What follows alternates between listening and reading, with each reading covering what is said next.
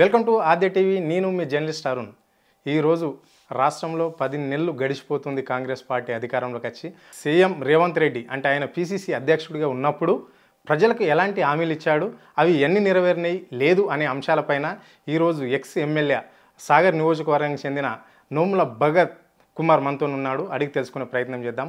అన్న నమస్తే. ముందుగా బతుకమ్మ దసరా శుభాకాంక్షలు మీకు కూడా ప్రేక్షకులకు కూడా. ఇప్పుడు రేవంత్ రెడ్డి పాలన 10 నెలలు గడిచిపోయింది. అన్ని ఆయన ఇచ్చిన మేనిఫెస్టోలో ప్రజలకు చెప్పిన హామీలన్నీ నెరవేరినట్లన్నా? వాళ్ళు ప్రచారం చేసుకుంటున్నంత వరకే కానీ ప్రజల్లో మాత్రం ఇంకా కూడా చాలా ఇబ్బంది పడుతున్నారు కూడా. అంటే ఆయన నిజంగానే ఇప్పుడు ఒక రకంగా బస్సులకు సంబంధించి ఫ్రీ మహిళలకు బస్సు అంటున్నారు. మేము ఎమ్మెల్యేగా ఉన్నప్పుడే బస్సులు సరిపోలేదు. అట్లాంటి ఉన్న బస్సులను తగ్గించి ఈరోజు వాళ్ళకి ఏదైతే ఫ్రీ ఇచ్చినామని చెప్పుకోవడం మాత్రం మూర్ఖత్వం. అసలు బస్సులు జరపలేదని ఆ రోజు మేమంటేనే కొత్త బస్సులు మళ్ళీ వచ్చే 5 సంవత్సరాల్లో ఖచ్చితంగా తీసుకొస్తామని చెప్పి గ్రామీణ ప్రాంతాల్లో మేము చెప్పినాం. మా దగ్గర ఇంకా గ్రామాలలో అట్లాంటి దాన్ని బస్సులు తగ్గించడం, దీంతోపాటు 200 యూనిట్ల కరెంట్ అంటున్నాడు. 200 యూనిట్ల కరెంట్ అన్న కాడ వాళ్ళు రీసెంట్గా మనం చూసుకున్నది ఏదైతే ఉంటే 2 విధాలుగా ఉన్నాయి. ఒకటేమో 1 యూనిట్ పెరిగినా కానీ గతంలో ఉన్న ఎలక్ట్రికల్ ఛార్జీల కన్నా ఎక్కువ వస్తున్నాయి అంటున్నారు. ఇంకా కూడా రావాల్సిన వాళ్ళు ఉన్నారు. గుడిసెలో ఉన్న వాళ్ళకు చాలామందికి వాళ్ళకు 200 యూనిట్ల ఉచిత కరెంట్ రావట్లేదు. మరి దేనికోసం ఇవ్వట్లేదని చెప్పడం కూడా వాళ్ళకి ఎక్కడికి వెళ్ళాలో అర్థం కావట్లేదు. మీరు ఇస్తా అన్న బోనస్సు, మీరు ఇస్తా అన్న ఉచిత కరెంటు, మీరు ఇస్తా అన్నటువంటి ఏదైతే ఫ్రీ బస్సు, ఇవన్నీ కూడా ఏది కూడా పూర్తిగా అమలు కాలేదు. అన్నీ కూడా సగం కంటే తక్కువగా అమలవుతూ ఇంకా ప్రజలు ఇబ్బంది పడుతున్నారు. రుణమాఫీని అట్లా చేయకండి, ఖచ్చితంగా పూర్తిగా చేయండి, మీకు స్వాగతిస్తున్నాం అన్నారు.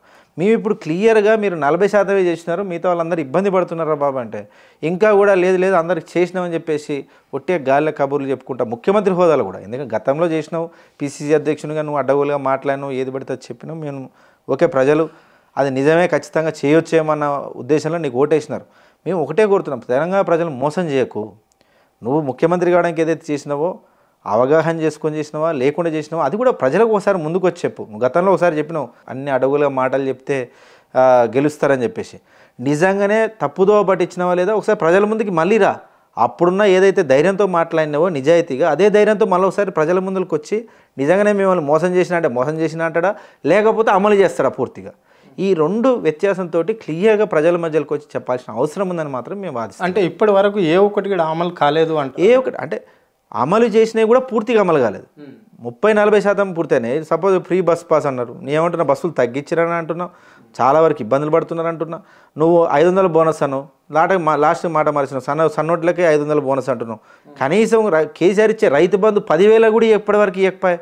నువ్వన్న 15,000 పక్కన పెట్టు, 10,000 ఇవ్వకపోయే, రైతు భరోసా పేరు మీద 15,000 ఇవ్వకపోయే, నువ్వన్న రుణమాఫీ చేయకపోయే, బోనస్ రాకపోయే, అన్ని విధాలుగా రైతులు అనేవాళ్ళు ఇబ్బంది పడుతున్న సంగతి కళ్ళకు కట్టినట్టు కనపడుతున్నా. అమలు చేసినాం ఏం అమలు చేసినాం అంటే ఇప్పుడు రైతులకు వాళ్ళ మేనిఫెస్టోలో మాత్రము కౌలు రైతుకు ఇస్తున్నాము, పెట్టుబడి సాయం కింద పట్టదారునికి ఇస్తామన్నాడు. ఇప్పుడు అంటాడు ఆయన తెలుసుకోవాలంటున్నాం అంటుండు. దాన్ని ఎట్లా చూడొచ్చు మనం? నిజంగా ఇది ఎట్లుందంటే చిన్నప్పుడు ఆటలలో తూచని అంటుంటుంది అట్లుంది. అప్పుడు అన్నదానికి ఈయన పిసిసి అధ్యక్షుడు వీళ్ళు మా హామీ ఇచ్చిన దానికి మొత్తం పొంతన చూస్తే వాళ్ళు చూసుకోవాలని ఇప్పుడు ఆయన ఏదైనా మాట్లాడుతుండో ప్రజలు నిజంగా రైతులని చాలా దారుణంగా మోసం చేసిండని మాత్రం చెప్పగలుగుతాయి కాంగ్రెస్ ప్రభుత్వం. 420 హామీస్ కాంగ్రెస్ వాళ్ళు ఇచ్చారు అని చెప్పేసి ప్రజలు అంటారు. మనకి కూడా తెలిసిన వాళ్ళు దాన్ని కుదించి 6గా చేశారు. అందులో ఈ హైడ్రాకి సంబంధించి కానీ ముసినదిని బాగు చేస్తాము, ప్రక్షాళన చేస్తాము అని చెప్పేసి అక్కడ మేనిఫెస్టోలో కాంగ్రెస్ పార్టీ పెట్టిందా? పెట్టలేదండి. అది పెట్టకపోవడం వల్లే ఈరోజు అది నిజంగానే పెట్టుంటే ప్రజలకు కూడా దాని మీద అవగాహన ఉండేది, ఖచ్చితంగా తిరస్కరించేటోళ్ళు. అవన్నీ కూడా ఈరోజు వాళ్ళ ఢిల్లీలో ఉన్న వాళ్ళ బాసుల వాళ్ళ మెప్పుల కోసమే చేస్తున్నట్టు కనపడుతుంది తప్ప ప్రజల శ్రేయస్సు కోసం చేస్తున్నట్టు మాత్రం కనపట్లేదు. అంటే ఇప్పటికిప్పుడు ముసి పక్కన ఉన్న వాళ్ళు, ముసి ఒడ్డున ఉన్న వాళ్ళందరికీ డబుల్ బెడ్రూమ్ ఇండ్లను ఇస్తాము అని చెప్తున్నారు. కాంగ్రెస్ పార్టీ ఎక్కడన్నా కట్టించిందా, కట్టియబోతుందా, లేకుంటే గత ప్రభుత్వం కేసీఆర్ కట్టించిన వాటికి పంపించడం జరుగుతుందా? అతను క్లియర్గా మనం నిన్న మొన్న చూసుకుంటే ఎవరైతే చిన్న చితక షెడ్లు ఉన్న వాళ్ళు కావచ్చు, చిన్న ఇళ్ళల్లో ఉన్న వాళ్ళు కావచ్చు, మీరు తక్షణమే డబుల్ బెడ్రూమ్ ఇళ్ళకి పొమ్మని ఆయన స్టేట్మెంట్ చూసినాం. నిజంగా ఇక్కడ హాస్యాస్పదం ఏమనిస్తుంది అంటే మేము అధికారంలో ఉన్నప్పుడేమో ఆ రూమ్లు దేనికి పనికిరావు, ఈ రూమ్లలో ఎవరు ఉండలేరని చెప్పేసి అడ్డగోలుగా ఆయన ఏది పడితే అది మాట్లాడిన ఎన్నో వీడియోలు మీరు గతంలో చూసుకుంటే మీకు కనపడతాయి. ఆయన పిసిసి అధ్యక్షునిగా ఉన్నప్పుడు ఆయన అడ్డగోలుగా మాట్లాడిన మాటలు కనపడతాయి. మరి ఈరోజు అదే ఇంట్లోకి నువ్వు పంపించేటప్పుడు కొద్దిగన్నా ఏమాత్రమన్నా ఈ ప్రజలు ఏ విధంగా అయితే తిడుతున్నారో కొద్దిగన్నా సిగ్గన్నా అరే గిటి ఎట్లా తిట్టినా మళ్ళీ అదే ఇంట్లోకి ఎట్లా పంపిస్తున్నా ఆలోచన అయినా కానీ రేవంత్ రెడ్డి గారికి రావాలని మాత్రం నేను చెప్తున్నాను. ఎందుకంటే నిజంగా నువ్వు ఆ ఇండ్లను కేటాయించదలుచుకున్నావు, నువ్వు ఖచ్చితంగా బయటకు వచ్చి చెప్పు ఆ ఇల్లులు ఇప్పుడైనా కేసీఆర్ గారి డబల్ బెడ్రూమ్ ఇల్లు మంచి కట్టిండా లేదా నువ్వు పోయి చూసి చెప్పు. నువ్వు ఈరోజు కొంతమంది అలాట్ చేసిన వాళ్ళని కూడా పక్కకు తప్పించి బీఆర్ఎస్ ప్రభుత్వం ఉన్నప్పుడు అలాట్ చేయించుకున్న వాళ్ళని కూడా పక్కకు జరిపించి ఈరోజు అదే ఇంట్లోకి పంపించడం కూడా జరుగుతుంది. మొన్న వాళ్ళ మధ్యలో ఘర్షణ ఇవ్వడం కూడా చూస్తున్నాం.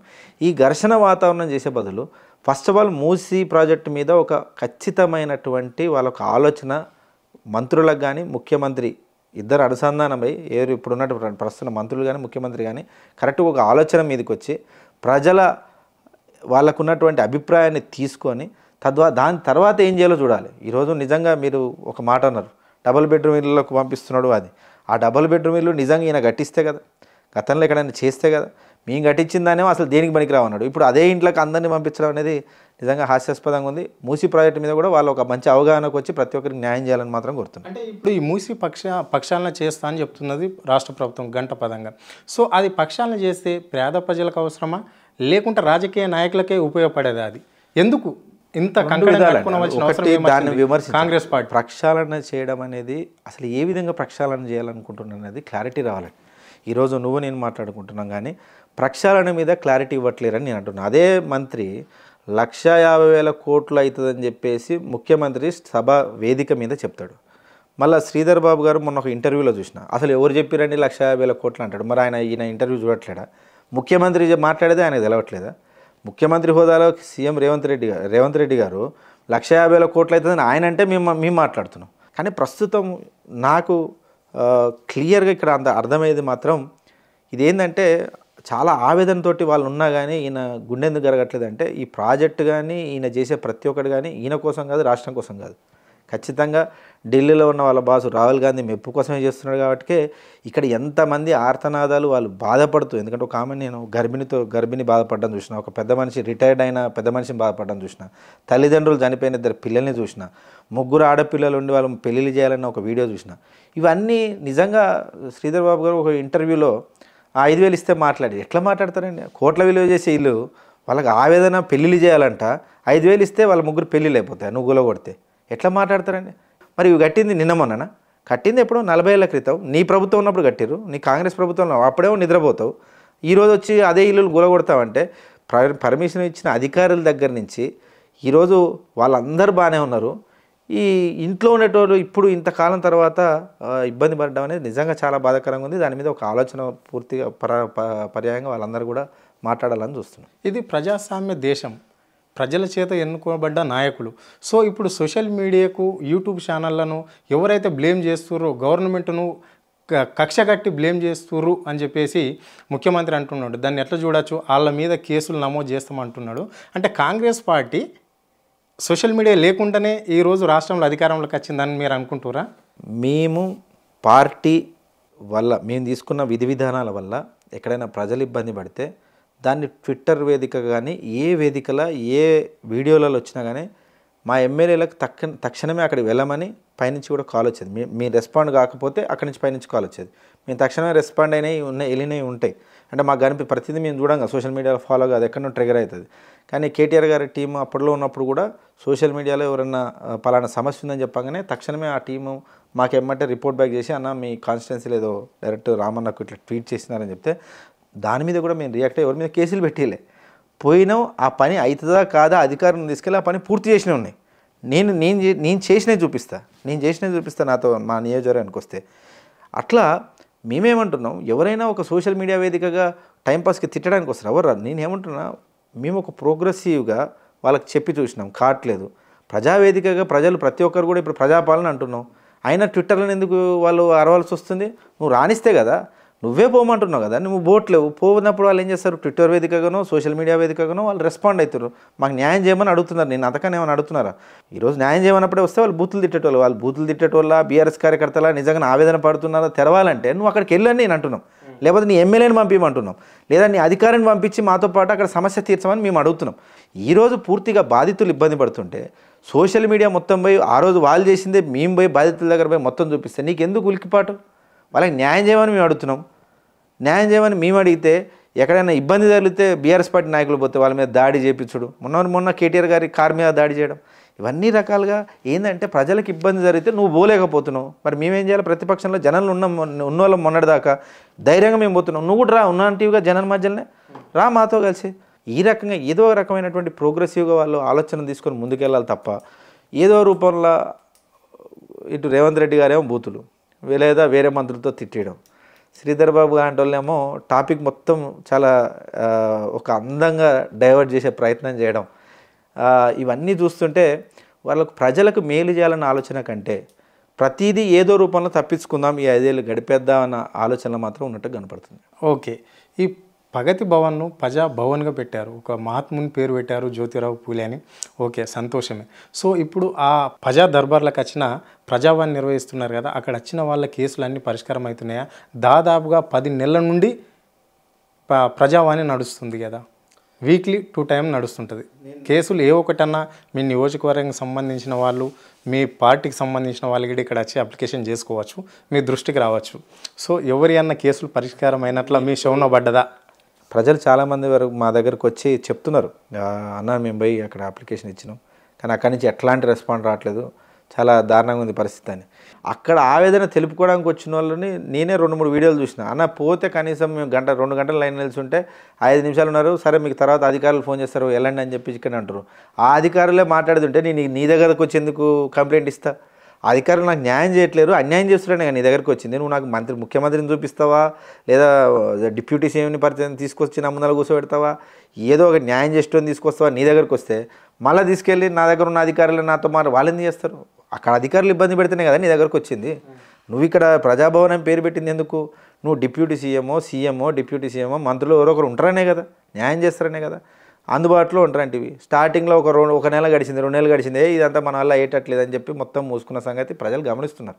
అంటే చివరిగా దసరా పండుగ, బతుకమ్మ పండుగ అంటే ఈ రాష్ట్రంలో అతిపెద్ద పండుగ, చాలా పెద్ద పండుగ, చాలా భారీ ఎత్తున చేస్తారు. గుర్తింపు వచ్చింది కూడా బతుకమ్మకు మన తెలంగాణ సాధించింది. అయితే ఈ పండుగ సెలబ్రేషన్ వాతావరణం అయితే ఎక్కడ ఈ రాష్ట్రంలో ఇప్పుడు కనిపించడం లేదు. దాన్ని ఎట్లా చూడొచ్చు మరి? ఎందుకని ఎట్లా? అంటే ప్రభుత్వం చేయొద్దు అనుకుంటుందా, పండుగ చేయాలనుకుంటుందా? మరి ఇక్కడైతే ఎట్లా కనిపించడం లేదు? మరి ప్రభుత్వం చేయొద్దు అనుకోవడం అయితే ఉండకపోతుండొచ్చండి, కాకపోతే వాళ్ళకి ఆ చిత్తశుద్ధి లేదు. కేసీఆర్ గారు తెలంగాణ పండుగలకు సంబంధించి తెలంగాణ మనకు ఉన్నటువంటి ముఖ్య నాయకుల గురించి ప్రతి ఒక్కరికి ఖచ్చితంగా గౌరవం ఉండే విధంగా వాళ్ళ దినాలని ప్రత్యేక గవర్నమెంట్ జరిపే విధంగా అన్ని చర్యలు తీసుకున్నట్టుగానే బతుకమ్మను కూడా దేశవ్యాప్తంగా ప్రపంచవ్యాప్తంగా ప్రతి ఒక్కరు కూడా దీనికి వెళ్ళి చూడాలి. మన బతుకమ్మ పండుగని చాలా అతిపెద్ద పండుగ చూడాలని చెప్పేసి చాలా పెద్ద మొత్తాన్ని ఆ రోజు గ్రామ పంచాయతీలకు కానీ మున్సిపాలిటీలకు కానీ ఇచ్చేది. కానీ మొన్న నేను ఒక మీడియాలో చూడడం జరిగింది, మొత్తంగా ఈ 9 రోజులకు కలిపి వాళ్ళు ఇచ్చినటువంటి మొత్తం కూడా 12,000 15,000 చెప్పడం జరిగింది. అది ఎంతవరకు వాస్తవం? ఇది ప్రజల ముందరకు చెప్పాలి. ముఖ్యమంత్రి వీళ్ళందరూ వచ్చి ఇంత కేటాయిస్తున్నాం, ఖచ్చితంగా గ్రాండ్గా సెలబ్రేట్ చేయాలనుకుంటున్నాం, తెలంగాణ ప్రభుత్వం ఉన్నప్పుడు ఇంత ఇచ్చినాం, మేము ఇంత ఇస్తున్నాం, ఒకసారి బయటకు వచ్చి చెప్పాలి. ఎందుకంటే తెలంగాణ పండుగని ఈరోజు ప్రపంచమంతా సెలబ్రేట్ చేసుకుంటున్నారు. ఏ దేశంలో చూసినా కానీ ఈరోజు బతుకమ్మని చాలా గ్రాండ్గా సెలబ్రేట్ చేసుకున్నారు. ఒకప్పుడు నిజంగా చెప్పాలంటే 2014 ముందర నామోషి పడే స్థాయికి వచ్చింది. ఏ బాగా సూటు బూట్లు టక్కులు గిట్లు వేసుకొని ఫారెన్ పోగానే కొంచెం ఎందుకులే మనం ఇప్పుడు ఆ వంగి సప్పట్లు కొట్టాలి ఇవన్నీ. అట్లాంటి దాన్ని మళ్ళీ ప్రపంచ స్థాయిలో ప్రతి ఒక్కరు విదేశాలలో ఉన్న విదేశీయులు కూడా బతుకమ్మను ఆడే విధంగా మన వాళ్ళు అక్కడ ఉన్న తెలంగాణ వాళ్ళు కూడా చేయగలిగారు. ఇంత కీర్తి పొందినటువంటి ఈ 9 ఏళ్లలో ఈ పండుగని మళ్ళా ముఖ్యంగా చూసుకుంటే బతుకమ్మ చీరలు చాలా దారుణం అండి. మేము ఉన్నప్పుడు, నేను ఎమ్మెల్యేగా ఉన్నప్పుడైనా కానీ చీరిస్తుంటే, మేము కరోనా సమయంలో కూడా చీరలు ఇచ్చాను. అన్ని సంక్షేమ పథకాల మీద ఏదో ఒకటి అందమైన అబద్ధాలు చెప్పినట్టుగా బతుకమ్మ చీరల మీద కూడా అందంగా అబద్ధం ఆడిండే. నేను వస్తే అసలు గ్రాండ్గా ఉంటుంది, మొత్తం చీరలు నెంబర్ 1 కొనిస్తానే ఆయన ఏదో మాట్లాడిండు. ఆ చీర అసలు ఎటు వాళ్ళకు ఒక మాట చెప్పేటోడు కూడా లేడు, ఇస్తాడా ఇయ్యరా అని చెప్పి గవర్నమెంట్ అన్నది. అయితే నేను అదే అంటున్నాను, 500 మీద ఇప్పుడున్న చీరల కంటే ఎక్కువ వస్తుంది. అది కూడా ఇంకా పూర్తిగా అమలు, ఇంకా అనడం వరకే జరిగింది తప్ప ఇంతవరకు అమలు రోజులు అయితే అయిపోతుంది, ఇంకా 3 రోజులు అయితే అయిపోతుంది, ఇంతవరకు అమలు కాలేదు. ఖచ్చితంగా బతుకమ్మ పండుగ మేము ఉన్నటువంటి 9 సంవత్సరాలు ఏదైతే దానికి ప్రపంచ ఖ్యాతి అందించే విధంగా దానికి ఆ విధంగా మేము అభివృద్ధి చేసి ఏదైతే పండగ వాతావరణాన్ని పల్లెల్లో ఉండే విధంగా మేము ఏదైతే ఆ ఫండ్ని కేటాయించి దాన్ని బాగా అభివృద్ధి తీసుకొచ్చినామో దాన్ని ఇంకొంచెం పెంచమని మేము అడుగుతున్నాం. ఫండ్ని పెంచండి, ఇంకా ఊర్లలో చాలా మంచిగా ఆ బతుకమ్మని ఆడుకునే విధంగా ఇంకా దాన్ని ముందు తీసుకెళ్ళండి తప్ప ఈ విధంగా మన తెలంగాణ పండుగలని నిర్లక్ష్యం చేయడం అనేది చాలా బాధాకరం. నమస్తే అండి. నమస్తే అండి.